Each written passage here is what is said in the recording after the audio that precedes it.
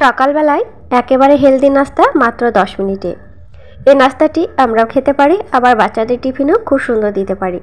ভীষণই হেলদি আর চটজলদিও বানানো যায়। ঘরোয়া কয়েকটি উপকরণ লাগবে, তো ভিডিওটি স্কিপ করো না, দেখতে থাকো আর চ্যানেলটি সাবস্ক্রাইব করে দেওয়ার অনুরোধ রইল। এখানে কিছু ঘরোয়া উপকরণ নিয়েছি: মসুর ডাল, এক টুকরো আদা, ভাতের চাল নিয়েছি, বিউলির ডাল আর একটা বিট। চালগুলো আগে থেকে আমি আধা ঘন্টা আগে ভিজিয়ে রেখেছিলাম। এবার জলটা ঝরিয়ে সমস্ত উপকরণ নিয়ে নিয়েছি। আমাদের প্রত্যেকের বাড়িতে এরকম মিক্সার জার থাকে, আর যদি না থাকে তাহলে শিলনোড়ায় বেটে নেবে, কোনো সমস্যা নেই। এবার আমি সমস্ত উপকরণ একসাথে দিয়ে দেব। এখানে বিটটা দেওয়ার ফলে কি হবে বলো তো, রঙটা ভালো আসবে। আর বিটটা তো এমনিতেই খাওয়ার অনেক ভালো। প্রত্যেক দিন সকালে বাচ্চাদের টিফিন আমাদেরকে তাড়াহুড়ো করেই তৈরি করতে হয়, সাথে বাড়ির রান্নাও থাকে।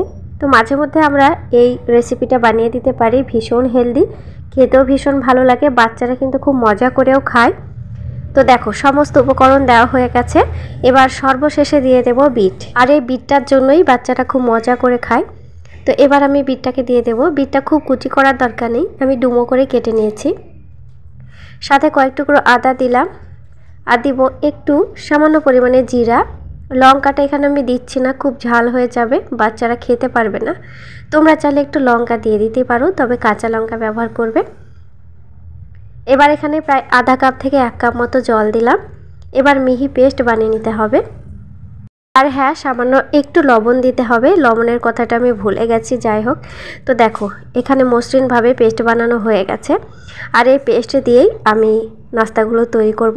এখানে আর কিছু অ্যাড করতে হবে না। তো এখানে ফ্রাই প্যান কড়াইতে অলরেডি বসিয়ে দিয়েছি। ফ্রাই প্যানে একটু তেল দিয়েছি, কয়েক ফোঁটা, বেশি তেল এখানে লাগবে না। এবার 2 হাতা করে দিয়ে দেব।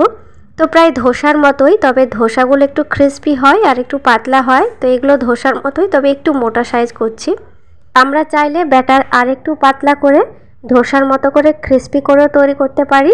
তো এইভাবে তৈরি করলে বেশিক্ষণ সফট থাকে আর বেশিক্ষণ ধরেও কিন্তু খাওয়া যায়। এখানে কয়েক ফোঁটা তেল ব্যবহার করেছি, খুব বেশি তেল এখানে লাগবে না। আমরা চাইলে অয়েল ফ্রিও বানাতে পারি, তাতে কোনো সমস্যা নেই। একটু করে তেল দিয়ে দেবে। আর যদি ননস্টিক প্যান হয় তাহলে এখানে তেলের কোনো দরকারই নেই। শুধু ব্যাটার করতে যতক্ষণ দেরি, এগুলো 10 মিনিটে 10টা উঠে পড়বে। আর আমরা দুটো খেলেই কিন্তু পেট ভরে যাবে। যাই হোক, দেখো এক এক করে সবকটা ভাজা হয়ে গেছে। এই নাস্তাগুলো আমরা সস, চাটনি, রায়তা, টক দই সব কিছুর সাথে পরিবেশন করতে পারবো। সব কিছুর সাথেই খেতে ভালো লাগবে। আর এই নাস্তাটি শুধু সকালে নয়, রাত্রে ডিনারেও আমরা রাখতে পারি।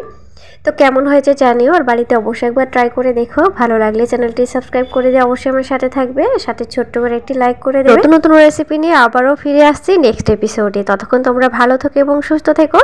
Thank you.